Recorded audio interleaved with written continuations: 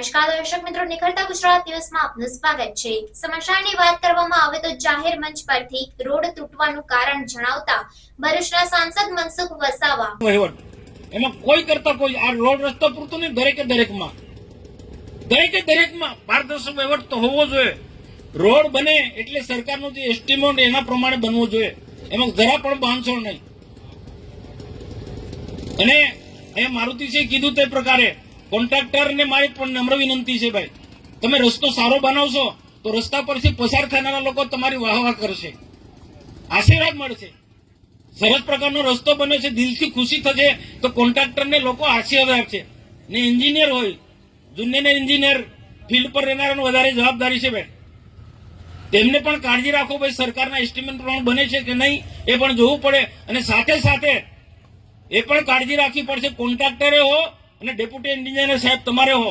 અહીંયા શું સિસ્ટમ છે આપણા ભરૂચ જિલ્લામાં, પેલો કોરી ઉદ્યોગ વાળો કે છે મારા જેવાને દબાણ કરશે, મનસુખભાઈ એમને કોને આ કોન્ટ્રાક્ટરને કે એન્જિનિયરને મારી કપચી લે કે મારા મેટલ લે, મારો પથ્થર લે, મારી માટી લે, આ બધું ચાલુ થશે।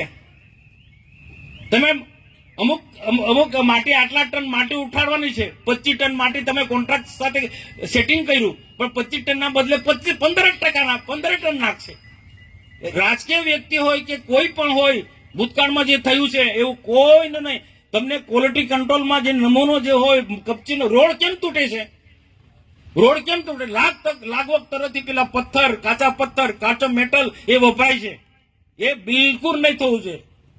કોઈની લાગવગ નહીં, કોન્ટ્રાક્ટર લાગે, તમને લાગે કે આ પાકા પથ્થરનો એ માલ છે, કોઈ ત્યાંથી જ ઉઠાવો, બીજું કોઈ જગ્યાએ નહીં।